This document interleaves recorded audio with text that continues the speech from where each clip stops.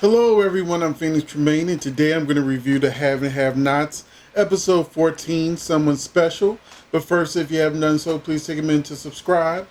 If you have subscribed, thank you very much, really appreciate it. Please hit that like button. Every time you hit that like button lets you two know this good video for Tyler Perry reviews. If you want to go that extra mile, hit that join button where you'll find new and different perks where you can get information pretty quickly, especially if you like soaps. And we're going to get right to this the Have and Have Nots episode review. A lot did, there wasn't a lot going on in this episode, so this should be a short review. Hannah was ready to let Derek go to jail, but the officer cleared him and allowed him to leave.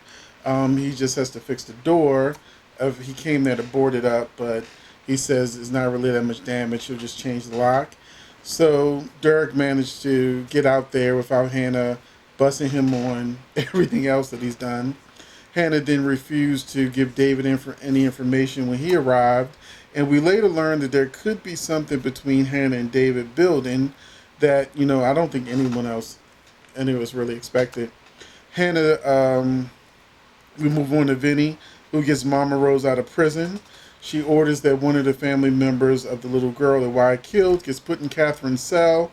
She also makes lots of decisions by the end of the episode, but the big thing is she really wants to get her revenge on the Criers, and she knows that she can get to Catherine through Wyatt. Sandy freaks out over the idea of what Vinny did, killing a cop in a police station right in front of him. He's all nervous. He doesn't realize that this is whole part of the game. Mitch lets him know this is what it is. If you don't like it, you need to get out. Sandy, after we see him in his freak out, and realizing this is the family business. Jeffrey, we switch to Jeffrey, Madison, and Justin. Justin is still out there, hoping that Madison will open the door and talk to him. He's shocked when Jeffrey arrives and realizes that they're a couple now. So Jeffrey just goes on in the apartment. He says, should we really leave Justin out there? Madison, like, he can't save everyone. So Justin is just left out the apartment looking stupid. Seeing that he's a stalker, Jeffrey's like, hey, I'll stay on the couch, as if they didn't just get finished, at his house having sex and more sex and more sex. So Madison like, get into bed. What are you talking about being on the couch? So we then move on to Veronica, who dreams about being with David. They're in the bed. She's talking about how much this is what she's been missing, and that this is what she wants. She's in love with David. David says he loves her, and before the dream sequence is over, David says that he's in love with Hannah, and that's when Veronica snaps out of it. So I don't know if Tyler Perry is subliminally trying to move Hannah on to David, and that's why they're having so much friction now. And in the next episode, we see her talking about David's mother would be ashamed of him, showing that they have a further connection.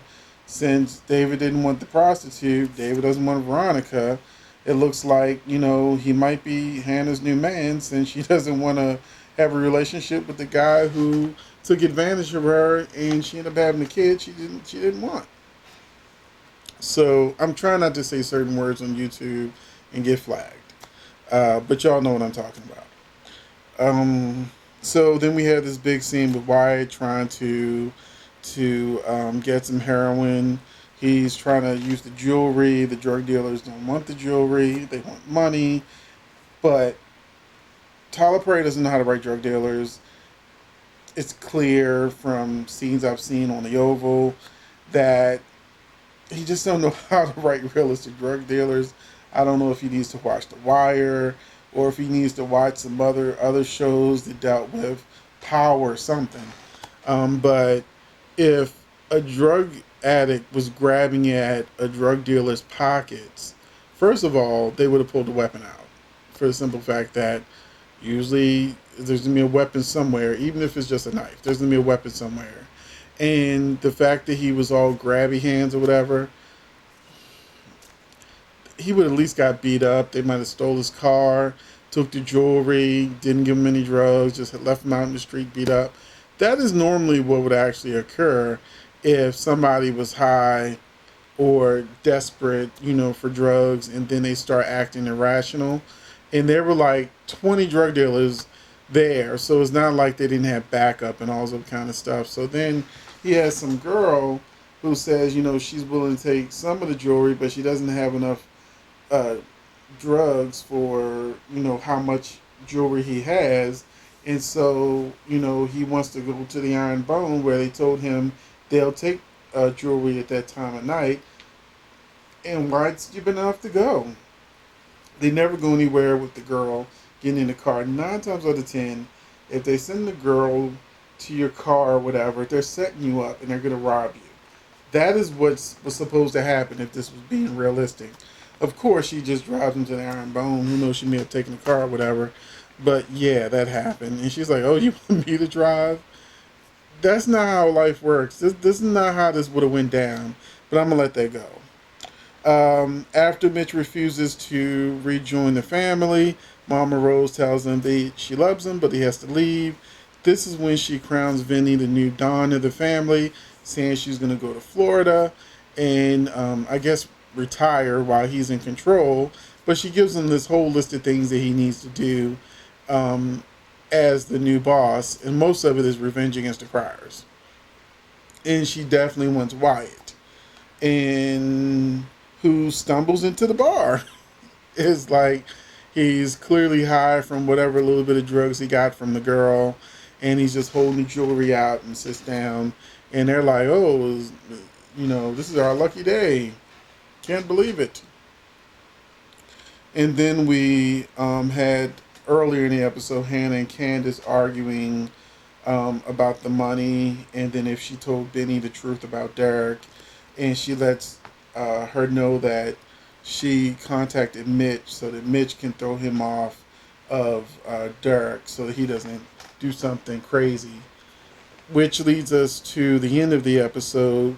Now that Mitch has told him it was somebody else, he now doesn't have a beef with Derek anymore. So when Derek shows up saying he wants to talk to Hannah and Hannah's not home and he wants to talk to Candace, Bendy is suspicious, but he doesn't do anything crazy. She sends him to the truck where Derek proceeds to apologize for all the things that he had done and wants to know if Candace has anything to say to him, and she says goodbye.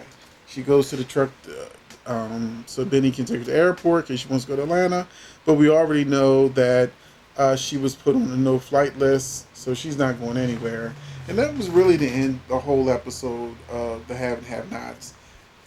Things happened, but it wasn't the most exciting of episodes, but it did push the story forward a little bit, and I am looking forward to seeing what happens next week.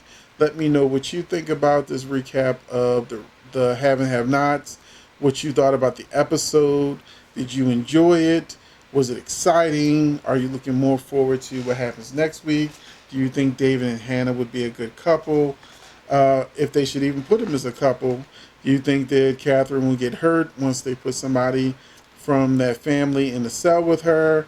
And Wyatt, how is Wyatt going to get out of this situation that he just went right into the lion's den as his addiction spirals out of control?